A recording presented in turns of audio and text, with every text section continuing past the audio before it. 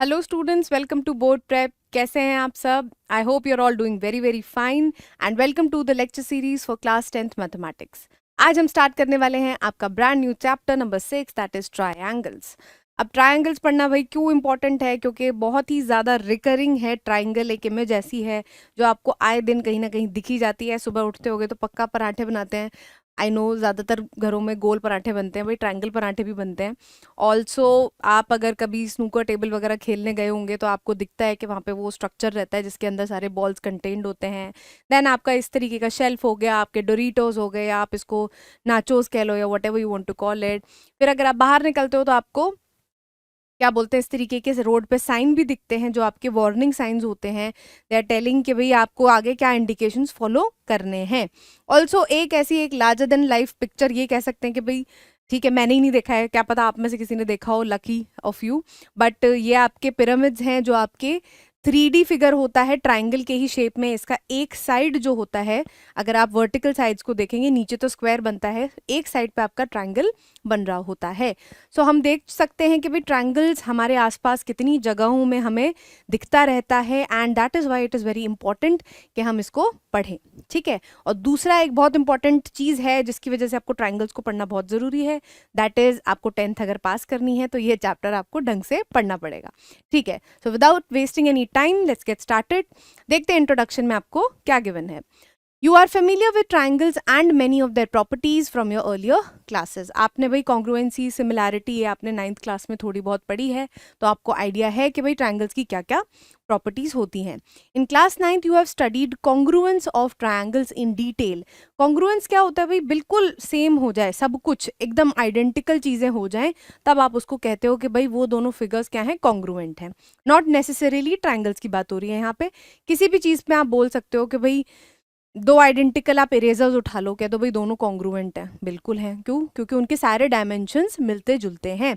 लेकिन फिलहाल हम कॉन्ग्रुएंस या सिमिलैरिटी जो भी कॉन्सेप्ट्स यूज करेंगे उनको हम ट्राइंगल्स के ही सेंस में बात करेंगे अभी। ठीक है। और ट्राइंगल्स में क्या होती हैं? दो ही चीज़ें होती हैं, एक होता है भाई उनका साइड्स, एक होती है एंगल्स। ठीक है। उसके बाद फर्दर जाते हैं तब एरिया की बात करते हैं, लेकिन प्राइमरीली हम किसकी बात करते हैं? एंगल्स एंड साइड्स की। Recall that two figures are said to be congruent if they have the same shape and the same size. अब क्या है भाई, एक तो शेप सेम हो जाए और एक साइज सेम हो जाए। साइज सेम हो जाए और शेप सेम हो जाए, इसका मतलब ये है कि अभी फिलहाल 2D फिगर में बात करें, 3D में भी बात करेंगे तो भी बात वहीं पे आ जाती है कि उसके सारे डायमेंशंस जो होने चाहिए वो सेम होने चाहिए। In this chapter we shall study about those figures we have which have the same shape but not necessarily the same size. अब यहाँ पे एक फंडे की बात आ रही है भाई, कॉन्ग्रुएंसी की बात कर रहे हैं, तब तो ये है कि भाई एग्जैक्टली सेम हो गया, ठीक है, उसको साइड रख देते हैं। लेकिन यहाँ पे हम ये बात करने वाले हैं कि उनकी शेप तो सेम होगी जिन फिगर्स की हम बात करेंगे, लेकिन उनके साइज में फर्क होगा। ठीक है। और two figures having the same shape and not necessarily the same size are called similar figures. अभी तक हम congruency पे बात कर रहे थे, लेकिन अगर किसी दो शेप्स की शेप सेम है और उनकी साइज डिफरेंट है तो उनको हम सिमिलर कहते हैं कि हाँ भाई मिलते जुलते हैं, दोनों देखने में लग रहा है कि एक जैसे हैं, लेकिन दोनों में थोड़ा कुछ फर्क है, that is size. In particular, we shall discuss the similarity of triangles and apply this knowledge in giving a simple proof of Pythagoras theorem learnt earlier. अबे ये सारे जो गुणा भाग हैं हम किस में यूज करने वाले हैं? पाइथागोरस थ्योरम को प्रूव करने के लिए। Can you guess how heights of mountains, say Mountain Everest, or distance of some long distance objects, say Moon, have been found out? अब आप एक बात बताओ, आप जैसे होता ही है भाई, आपने पढ़ा हुआ है कि अर्थ से लेके मून तक का डिस्टेंस इतना है, अर्थ से लेके सन हमसे इतना दूर है, इतनी दूर से हमारे ऊपर सूरज की किरणें आती हैं, ये सब आपने सुना होगा। ठीक है। फैक्चुअल डेटा तो भाई मुझे भी अभी नहीं पता, बट हमें पता है कि भाई हम ये डिसाइफर कर चुके हैं कि ये कितना डिस्टेंस है टोटल। ठीक है। तो आपको क्या लगता है ये कैसे मतलब इजाद किया गया होगा या कैसे आपने कैलकुलेट किया होगा? एक मतलब एयरक्राफ्ट बना के उसमें एक बहुत ही लंबी मेजरिंग टेप लगा के यहाँ पे गाड़ के और फिर चले गए थे सन की तरफ या मून की तरफ? नहीं, ऐसा नहीं किया था। वहां पे भाई हमारी गणित काम आई, और वो गणित कैसे काम आई देखते हैं। Can you guess how heights of mountains से माउंट एवरेस्ट, आपको दो एग्जांपल्स और दिए हुए हैं कि भाई माउंट एवरेस्ट भी तो कितनी बड़ी चीज है, और distances of some long distance objects से moon have been found out. Do you think these have been measured directly with the help of measuring tape? In fact, all these heights and distances have been found out using the idea of indirect measurements. अब यहीं पे यही बात हो रही है कि ये जो indirect measurements हैं इन्हीं को यूज करके आपके चाहे यहाँ से लेके मून तक का डिस्टेंस हो, चाहे सन तक के डिस्टेंस हो, या माउंट एवरेस्ट की हाइट हो, इन सब चीज़ों को इन्हीं तरीके के, किन तरीके के, सिमिलैरिटी वाले जो कॉन्सेप्ट है इसी को यूज कर करके इनडायरेक्टली मेजर किया गया है. ठीक है, which is based on the principle of similarity of figures. See example 7, question 15 of exercise 6.3 and also 8 and 9 of this book. ये आप कर लेना भाई, एग्जाम्पल में आपको पता लग जाएगा कि यहाँ पे किस चीज़ की बात हो रही है. फिगर्स में भाई आपको दिया हुआ है कि जो माउंट एवरेस्ट है कुछ ऐसा दिख रहा है, और ये जो भाई साहब हैं यहाँ पे पहुँच गए हैं वो कह रहे हैं it is so easy to measure the height of the mountain. वो ऊपर जाके कह रहे हैं कि भाई उन्होंने मेजरिंग टेप अपनी ऊपर से फेंक दी और देख लिया कि भाई इतना हाइट हो गया. सो ऑब्वियसली बात है दिस इज़ नॉट पॉसिबल. हाँ, छोटे मोटे टीले पे चढ़ के आप ये कर लो तो हो सकता है वो हो जाए. ठीक है, वाह. सेकंड में कह रहे हैं वाह वाह soon I will reach the moon. भाई यहाँ पे भाई साहब ने सीढ़ी लगा ली है किसी ने, बहुत ज़्यादा अक्लमंद ने, एंड उन्होंने यहाँ पे एक डंडा ले लिया है और वो कह रहे हैं कि भाई अब मैं मून पे भी पहुँच जाऊँगा. तो इस तरीके की डेलुलू हरकत हमने नहीं करनी है. यस, हमको भी आपकी जेंजी की टर्म्स पता हैं कि we do not have to be delulu to all solve all these things. हमारे पास बहुत अच्छे अच्छे मैथ्स के फॉर्मूले हैं जिनको हम अब सीख रहे हैं और उनको हम आगे जाके क्या कर सकते हैं, अप्लाई कर सकते हैं. ऑल राइट, ठीक है जी, अब प्रॉपरली स्टार्ट करते हैं. सिमिलर फिगर्स की definition. In class 9th you have seen that all the circles with the same radius, radii क्या है, प्लूरल फॉर्म है रेडियस की. जब एक रेडियस के मतलब एक सर्कल के रेडियस की बात करते हैं तो रेडियस बोलते हैं, या फिर दो सर्कल की बात करेंगे तो रेडियाई बोला जाता है. दो से ज्यादा के लिए भी रेडियाई ही बोलेंगे. With same radii are congruent. अगर आपने दो सर्कल ले लिए भाई जिनके रेडियस, क्योंकि सर्कल में मेजर करोगे क्या, प्राइमरी उसकी जो यूनिट है वो उसी में मेजर होती है, दैट इज रेडियस. सर्कल का रेडियस नहीं पता तो सर्कल के बारे में कुछ भी नहीं पता लगा सकते. सर्कल का रेडियस पता है तो पेरीमीटर भी बता दोगे, एरिया भी बता दोगे. Clear? All right. All squares with same side lengths are congruent. Square है, स्क्वायर में आपको क्या पता होना चाहिए, एक साइड. क्यों? क्योंकि हमें पता है कि स्क्वायर की चारों साइड्स क्या होती हैं, इक्वल होती हैं. तो हमें अगर ये पता है कि भाई दो स्क्वायर हैं जिनकी साइड सेम है तो मतलब वो बिल्कुल आइडेंटिकल है, राइट?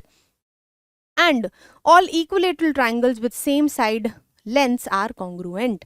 अब कह रहे हैं कि भाई जो इक्विलेटरल ट्राइंगल है, अब आप ध्यान से देखो यहाँ पे जब हम ऐसे बोल रहे हैं तो इन तीनों ही चीजों में हमें बस एक ही पैरामीटर पता होने की बात है. पहले में रेडियस, दूसरे में आपके साइड, और तीसरे में भी साइड, क्योंकि इक्विलेटरल ट्राइंगल में तीनों साइड्स क्या होती हैं, इक्वल होती हैं. तो अगर हम किसी भी दो चीज़ों को कंपेयर कर रहे हैं, दो स्क्वायर्स को, हमें पता लग जाए कि दोनों की साइड सेम है तो हम कह देते हैं कि वो कॉन्ग्रुएंट है. इक्विलेटरल ट्राइंगल में अगर दोनों की एक एक साइड सेम है तो भी दोनों क्या हो जाते हैं, कॉन्ग्रुएंट. एंड सर्कल का तो हमें पता ही है. नाउ कंसिडर एनी टू मोर सर्कल्स. सी फिगर 6.1. बिल्कुल जी, यहाँ पे हमारा मौजूद है फिगर 6.1. वो कह रहे हैं कि भाई नाउ कंसिडर एनी टू और मोर सर्कल्स. हाँ ठीक है, ये आपने सर्कल्स कंसिडर कर लिए. Since all of them do not have the same radius they are not congruent to each other. अब वो कह रहे हैं कि भाई देखो यहाँ पे हमें दिख रहा है कि इसका अगर हम R1 मान लें और इसका रेडियस हम R2 मान लें तो दिखने में ही पता चल रहा है, मेजरमेंट तो छोड़ो कितना भी होगा इनका, कि R1 और R2 इक्वल नहीं है. दिस इम्प्लाइज दैट कि भैया ये कॉन्ग्रुएंट तो नहीं है, मतलब एग्जैक्टली सेम तो नहीं है. एक चीज और करते थे कॉन्ग्रुएंसी के लिए कि भाई अगर एकदम ओवरलैप कर जाए तो आप क्या कहोगे, कॉन्ग्रुएंट कहोगे दोनों फिगर्स को, है ना. तो अगर मैं यहाँ पे इस सर्कल में दोनों को ओवरलैप करने की तो कोशिश करी जा रही है, लेकिन आपका एक बहुत अच्छा खासा एरिया जो है वो छूट जा रहा है, वो एग्जैक्टली कवर अप उसको नहीं कर रहा. That means these two figures are not congruent. Note that some are congruent and some are not, but all of them have the same shape. So they are all are what we call similar. Two similar figures have the same shape but not necessarily the same size. अब ये जो फंडा हमने यहाँ लगाया वो इसमें भी लग रहा है और इसमें भी लग रहा है.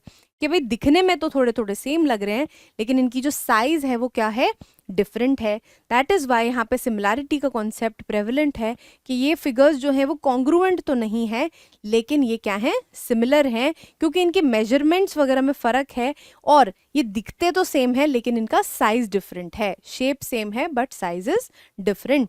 Therefore all circles are similar. What about two और मोर स्क्वायर्स और इक्विलेटरल ट्रायंगल्स? मतलब वो कहना चाह रहे हैं कि भाई आपके जो सर्कल हो गए, इक्विलेटरल ट्रायंगल हो गए और जो स्क्वायर हो गए, वो सारे ही आपके सिमिलर होते हैं।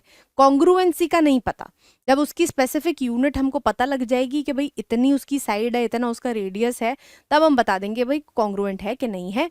लेकिन जनरली सारे सर्कल्स क्या होते हैं आपके, सिमिलर होते हैं, और स्क्वायर्स और इक्विलेटरल ट्रायंगल्स भी आपके सिमिलर होते हैं।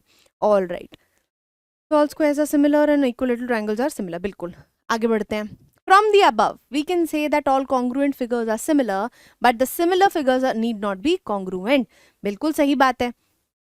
क्यों भाई, कि कॉन्ग्रुएंट फिगर्स तो बिल्कुल सेम होते ही है ना, तो उनकी शेप भी सेम होगी और उनकी साइज भी सेम होगी।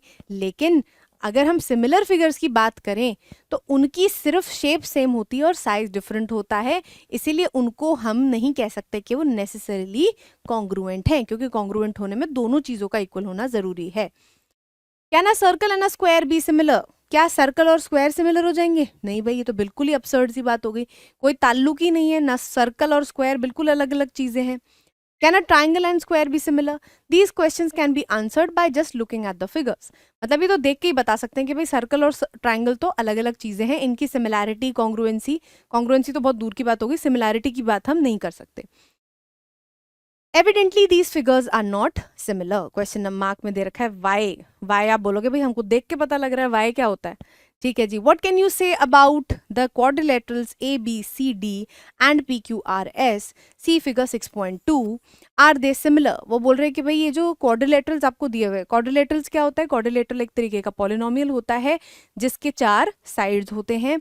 क्वाड्रिलेटरल के ही टाइप्स होते हैं आपके स्क्वायर, ट्रेपीजियम और रेक्टेंगल, रोम्बस, ये सारे शेप्स क्या होते हैं? इनको क्वाड्रिलेटरल बोला जाता है। Any closed figure with 4 sides is known as a quadrilateral और any closed figure is known as a polygon. तो फाइनल रिफाइंड आपकी लैंग्वेज हो सकती है कि भाई any polygon with 4 sides is known as a quadrilateral. Alright, Are they similar? These figures appear to be similar, but we cannot be certain about it। हमको देखने में तो लग रहा है यार कुछ कुछ सिमिलर है, लेकिन मान लो ये जो एंगल है वो है 60 और ये एंगल है 61। क्या देखने में आप 1 डिग्री का डिफ्लेक्शन बता सकते हो कि हाँ यार ये 1 डिग्री अलग है? नहीं बता सकते, क्योंकि अगर ये 61 हो गया तो ये जो ओवरऑल शेप है ना, शेप हम क्या कहते हैं कि भाई शेप सेम होनी चाहिए, साइज भले डिफरेंट हो तो हम सिमिलर कह देंगे। लेकिन जैसे ही यहाँ पे ये जो एंगल है, अगर ये 60 का 61 हो गया तो ये पूरी फिगर का शेप चेंज हो जाएगा और वहीं पे हमारी सिमिलैरिटी का कॉन्सेप्ट फेल हो जाएगा। ठीक है, इसीलिए अब वो कह रहे कि भाई ऐसा कोई बढ़िया तरीका होना चाहिए ना जिससे हमें पता लग जाए कि भाई दो चीजें मतलब एग्जैक्टली सिमिलर है या नहीं है, मतलब उनका शेप सेम है कि नहीं। What can you say about the two quadrilaterals? अच्छा ये पढ़ चुके। These figures appear to be similar, but we cannot be certain about it। बिल्कुल। Therefore, we must have some definition of similarity of figures, and based on this definition, some rules to decide whether the two given figures are similar or not। अब वो कह रहे हैं भाई कि ऐसा तो ठीक है, देख के तो नहीं बता सकते, लेकिन अब हमें कुछ रूल्स चाहिए, रेगुलेशंस चाहिए कि भाई अगर ये हो गया तो हम कह देंगे कि फिगर्स सिमिलर हैं। Alright, for this look at the photographs of Taj Mahal given in figure 6.3। यहाँ पे आपको 3 फोटोज गिवन है भाई ताजमहल की, बड़ा सुंदर ताजमहल हमको दिख रहा है, लेकिन यहाँ पे अलग अलग साइजेस में दिख रहा है। ऑब्वियस सी बात है, यहाँ पे अब ये नहीं कहा जा रहा कि वहाँ पे 3 ताजमहल है और 3 ताजमहल हैं तो क्या बोलते हैं, एक ताजमहल इतना बड़ा है, एक ताजमहल इतना छोटा है। सिर्फ फोटोग्राफ्स की बात हो रही है, तो फोटोग्राफ्स के डिमेंशन की बात करेंगे यहाँ पे। ठीक है, You will at once say that they are photographs of the same monument, Taj Mahal, but are in different sizes। अब यहाँ पे सिर्फ फोटोग्राफ की बात हो रही है, मॉन्यूमेंट के साइज पे मत चले जाना।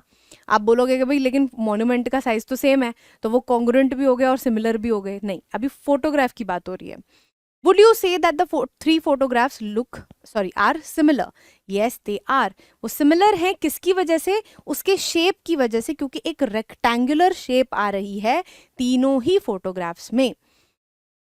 What can you say about the two photographs of the same size of the same person, one at the age of 10 years and other at the age of 40 years? Are these photographs similar? These photographs are of the same size, but certainly they are not of the same shape. ठीक है, यहाँ पे आपको एक example दिया है कि भाई दो फोटोग्राफ्स हैं बट उसी शेप की बात नहीं हो रही, क्योंकि ऑब्वियसली बात है बंदा चेंज हो गया है वहाँ पे, और उसके रेक्टेंगल की जो शेप है फोटोग्राफ्स की वो भी चेंज हो गई है. So they are not similar.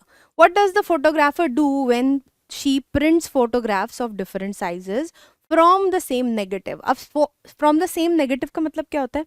अगर किसी ने पुराने टाइम के कैमराज वगैरह देखे हो या फिर वो जो मूवीज चलती हैं प्रोजेक्टर्स में उसमें देखा हो, तो एक रील होती है ऐसे हनी ब्राउन से कलर की, उनको नेगेटिव्स बोला जाता है. तो उस क्या होता है ना, उस कंडेंस्ड फॉर्म में आप फोटोज को स्टोर करते हो उसमें. ठीक है.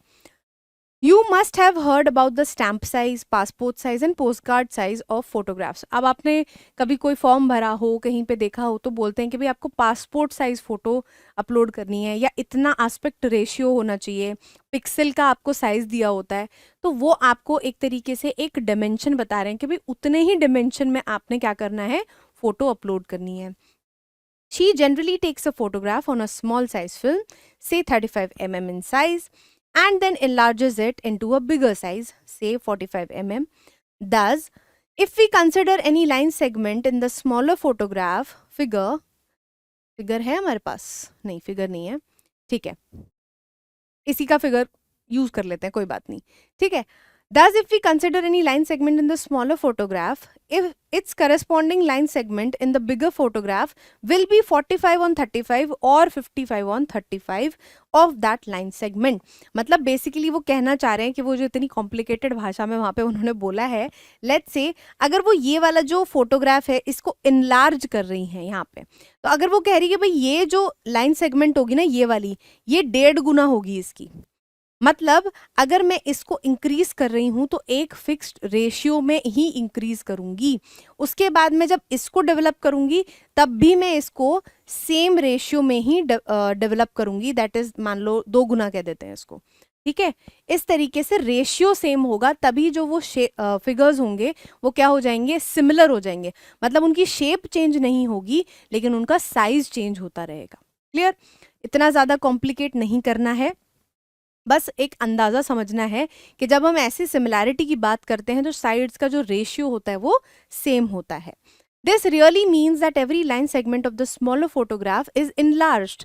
बिल्कुल, हर लाइन सेगमेंट को उतने ही रेशियो में क्या किया गया है, इंक्रीज किया गया है.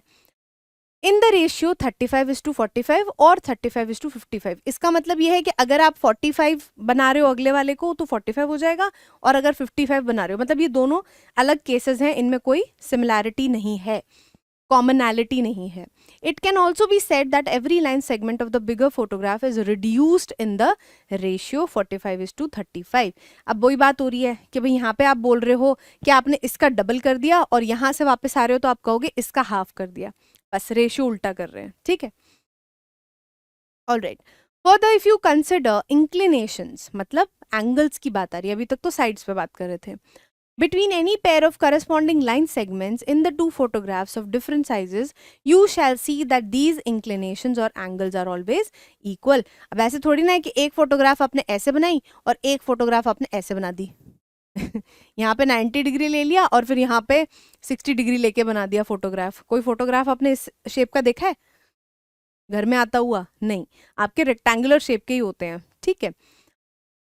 This is the essence of similarity of two figures and in particular to polygons. ठीक है, आगे देखते हैं क्या बोल रहे हैं भाई. Two polygons of same number of sides are similar. आप कोई भी दो पॉलीगन्स ले लो, ठीक है, अगर उनकी सेम नंबर ऑफ साइड्स हैं तो वो सिमिलर हैं अगर पहली चीज their corresponding angles are equal. Angles की जब भी बात करेंगे तो इक्वल बोला जाएगा. एंगल्स कभी भी रेशियो में नहीं होते हैं. क्यों? क्योंकि अगर एंगल चेंज हो गया तो शेप चेंज हो जाएगी और वहीं पे हमारी सिमिलैरिटी जो है वो फेल हो जाती है. And second, their corresponding sides are in the same ratio. अब साइड जो है वो अलग अलग रेशियो में हो सकती है, मतलब अलग अलग साइजेस में हो सकती हैं, तभी हमारी जो शेप है वो इंटैक्ट रहेगी और साइज इंक्रीज होता रहेगा या डिक्रीज होता रहेगा. Note that the same ratio of corresponding sides is referred to as the scale factor.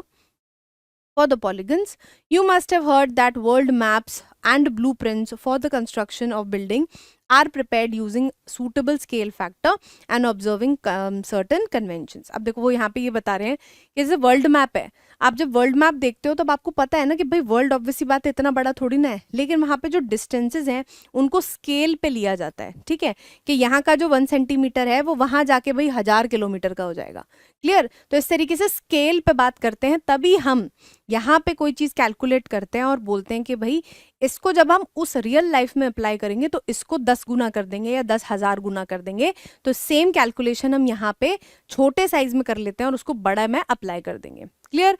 ये आपका सिमिलैरिटी का बड़ा कॉन्सेप्ट हो गया. भाई आगे जाके क्या एप्लीकेशंस होते हैं. क्लियर? All right. अब यहाँ पे भाई आपकी आ गई एक एक्टिविटी, छोटी सी एक्टिविटी है जिससे आपको थोड़ा सा आइडिया लग जाएगा. बहुत ज़्यादा डॉट टू डॉट डिटेल में नहीं जाएंगे. मैं बस आपको क्लियरली ये बता देती हूँ कि उन्होंने किया क्या है. एक कार्डबोर्ड लिया है, ठीक है, लेट्स से ऐसे एक कार्डबोर्ड ले लिया और उसमें उन्होंने एक क्वाड्रिलेटरल काटा, जो कि आपको अभी दिखने में ट्रेपीजियम जैसा लग रहा है, मान लेते हैं. ठीक है, और उन्होंने क्या किया है कि ABCD ऐसे उसमें क्या नाम है उसको नेम कर दिया और इस वाले पोर्शन को काट दिया.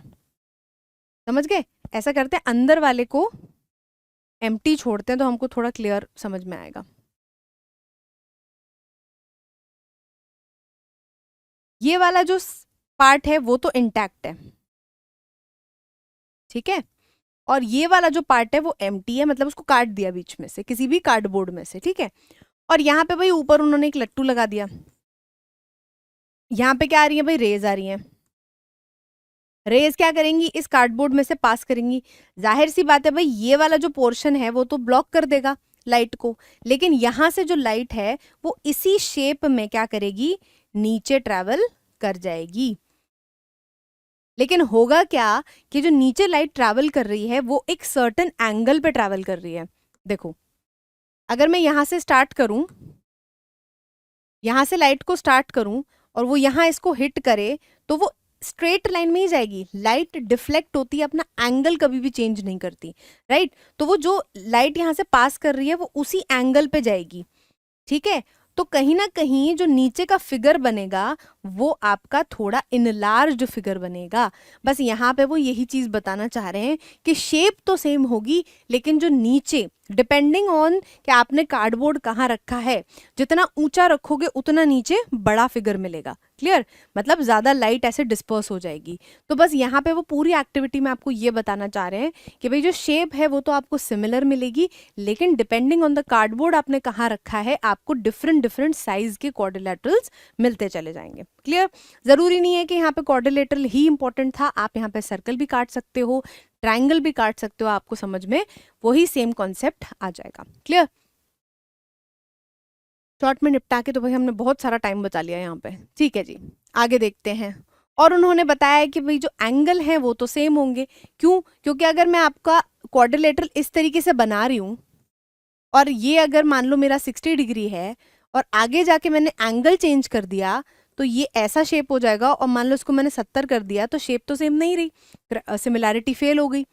ठीक है, और जो आपके साइड्स हैं वो आपके क्या हो गए? रेशियो में आ गए, है ना? यही तो हुआ कि जो शेप है पूरी वो इनलार्ज हो गई. मतलब अगर मान लो 1 1 1 इस तरीके से रेशियो था सबका, वो आगे जाके सब 2 2 2 2 के रेशियो में आ गए. लेट्स से जैसे आपका ये फिगर है, ये साइज है 2, ये है 4, ये 3 3 लेट्स से, और ये आगे जाके क्या बन गए? 8 4 6 एंड 6. तो होगा क्या? आपके एंगल्स तो सेम है सारे साइड्स के बीच में, लेकिन जो साइड्स हैं उनका रेशियो सेम हो जाएगा, मतलब वो सेम नंबर से मल्टीप्लाई करके बढ़ रही है. 3 2 6, 2 2 4, 4 2 8 एंड 3 2 6. क्लियर? All right. अब यहाँ पे नीचे जो रिजल्ट दे रखा है उसको देख लेते हैं एक बार. This again emphasises that the two polygons of the same number of sides are similar. क्या हो रहा है भाई? दोनों जो हैं वो सिमिलर हैं अगर दोनों के क्या हो रहे हैं? एंगल सेम हो जाएं और उनकी जो साइड्स हैं वो सेम रेशियो में चेंज हो जाएं या फिर सेम रेशियो में रहें. Clear? All right. From the above, you can easily say that the quadrilaterals ABCD and PQRS of figure 6.5 are similar. ये इस फिगर में आपको जो quadrilaterals given हैं ABCD और PQRS, अब ध्यान से देखो उनके जो एंगल्स हैं, अब ऐसे नहीं कि 105 तो 85 के इक्वल नहीं है तो भैया नहीं हो सकता ये सिमिलर, नहीं, करस्पॉन्डिंग एंगल्स की बात हो रही है, ठीक है, मतलब इसको करस्पॉन्ड करता हुआ कौन सा एंगल है उसको देखना है, ठीक है। अब ऐसे नहीं कि आप दूसरे देखे जा रहे हो। तो 105 किसके बराबर हो गया, 105 के, 100 किसके बराबर हो गया, 100 के, 85 के और 70 के। एंगल्स तो आपके सेम है, दैट मीन्स शेप आपकी इंटैक्ट है। ऑल्सो आपके जो साइड्स हैं, देखो 2.4 का ठीक डबल यहाँ पे मिल रहा है आपको 4.8, 2.1 का डबल इज 4.2, 1.5 का डबल है 3 और 2.5 का डबल है 5। तो हमारी जो क्राइटेरिया है वो आपका बिल्कुल यहाँ पे सेटिस्फाई हो रहा है। You can verify that if one polynomial is similar to another polygon, अच्छा पॉलिनोमियल बोल दिया मैंने, polygon is similar to another polygon and this second polygon is similar to a third polygon, then the first polygon is similar to the third polygon. Transitivity की बात हो रही है कि भैया ए बी के इक्वल है और बी सी के इक्वल है, तो जाहिर सी बात है कि ए और सी इक्वल हो जाएंगे। सिमिलैरिटी ऐसा कॉन्सेप्ट है, ठीक है। You can verify that if one polygon, अच्छा सेम है, you may note that in the two quadrilaterals a square and a rectangle of figure 6.6 corresponding angles are equal। यहाँ पे क्या हो रहा है भाई, आपकी पहली कंडीशन तो सेटिस्फाई हो रही है कि ये भी 90 है, ये भी 90 है, ये भी 90 है, ये भी 90 है, इसके करस्पॉन्डिंग ये भी 90, ये भी 90, ये भी 90, ये भी 90। लेकिन जब हम साइड्स को देख रहे हैं तो 3 और 3 तो इक्वल है, लेकिन 3 और 3.5 आपके इक्वल नहीं है। इक्वल नहीं है मेरा मतलब है रेशियो में नहीं है, मतलब आपका 3/3.5 3/3 के बराबर नहीं है। Clear? All right. So the two quadrilaterals are not similar. Similarly, you may note that in the two quadrilaterals, a square and a rhombus. अब square और rhombus का भी आप combination लेके देख लेना। rhombus में क्या हो जाएगा भाई, आपके angles different आ जाएंगे, ठीक है। और आपको आगे भी दे रखे हैं इन सब चीज़ों को, आप अलग अलग एग्जाम्पल्स लेके आप इनको अप्लाई करना, थोड़ा अपना भी दिमाग चलाना कि कहाँ पे सिमिलैरिटी अप्लाई हो रही है और कहाँ पे नहीं हो रही है। हम आगे बढ़ते हैं। आपको यहाँ पे दे रखा है भाई दोनों में क्या हो रहा है, एंगल्स डिफरेंट हो रहे हैं, तो दे आर नॉट सिमिलर, हमें अच्छे से पता लग रहा है। और यहाँ पे क्या हो रहा है कि दोनों ही कंडीशंस जो हैं वो आपकी फेल हो रही हैं। The either of the two above two condition similarity of two polygon not sufficient for them. बिल्कुल, तो ये क्या हो रहे हैं भाई, आपके सिमिलर नहीं हो रहे। एक्सरसाइज 6.1 आ गई भाई, आराम से इसको सॉल्व करते हैं, कोई बहुत ज़्यादा जल्दीबाजी नहीं करनी है, बट क्योंकि हमने अच्छे से पढ़ लिया अभी सारी थ्योरी, तो ये आपको चुटकियों में समझ में आएगा, ज़्यादा दिमाग लगाने की ज़रूरत नहीं है।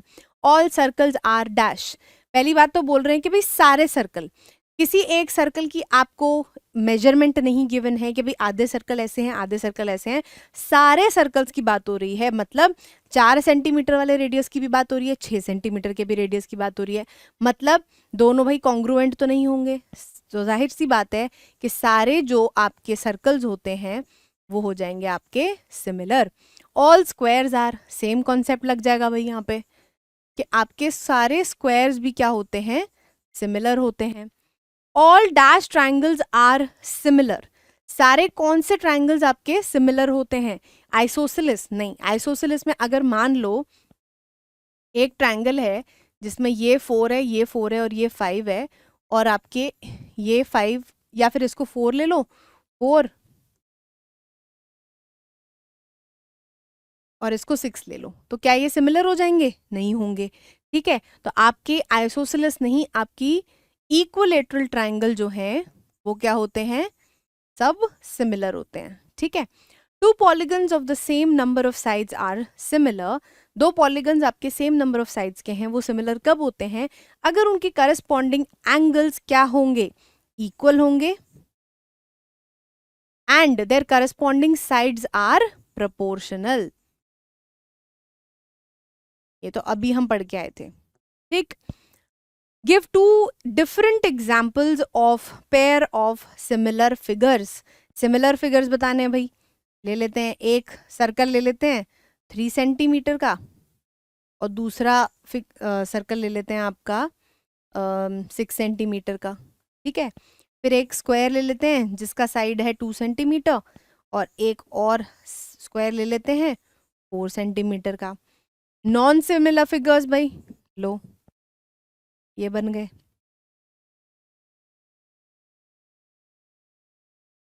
एक ट्रायंगल और एक सर्कल नहीं सिमिलर है। फिर आप यहाँ पे स्क्वायर और रेक्टेंगल ले लो जिसमें आपकी सेकंड वाली कंडीशन फेल हो रही है। क्लियर? तो यहाँ पे भाई ये थी आपकी पूरी एक्सरसाइज, इसमें बहुत ज़्यादा कुछ है नहीं। नहीं, इसमें शायद एक और क्वेश्चन है। हाँ, state whether the following quadrilaterals are similar और नॉट। भाई क्या ये दोनों सिमिलर हैं? नहीं, एक तो दिखने में ही लग रहे हैं कि भाई नहीं हो सकते सिमिलर। पहली चीज़ तो ये है कि भाई इसके सारे जो एंगल्स हैं वो इसके किसी भी एंगल्स में बराबर नहीं है।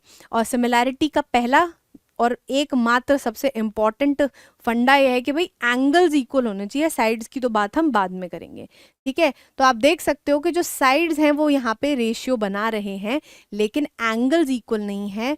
That means that they are not similar. All right ji, I hope यहाँ पे थोड़ा सिमिलैरिटी वगैरह आपको अच्छे से समझ में आया होगा।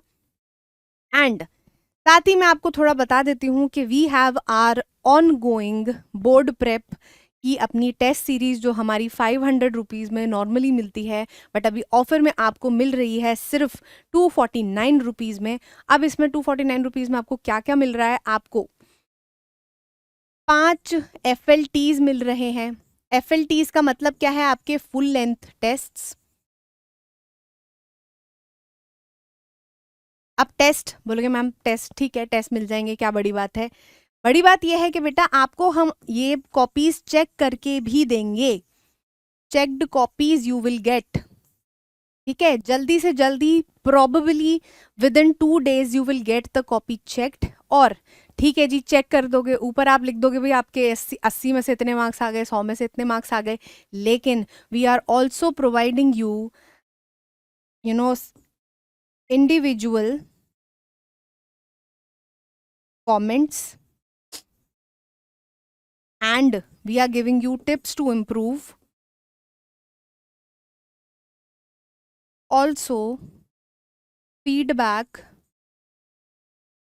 and help on call. आपको ये सारी चीज़ें इसके साथ में अवेलेबल हैं। आप टेस्ट कुछ नहीं करना, आपने स्टेप्स आपके ये रहेंगे कि आप बोर्ड प्रेप के वेबसाइट पे जाओ, रजिस्टर करो अपने आप को, और फिर उसके बाद आपको एक QR कोड हमारे टेलीग्राम ग्रुप में मिल जाएगा। उस पर आपको QR कोड पे सिर्फ 249 रुपीज़ पे करने हैं, स्क्रीनशॉट भेजना है और लॉगिन करके अपने सारे टेस्ट एंजॉय करने हैं।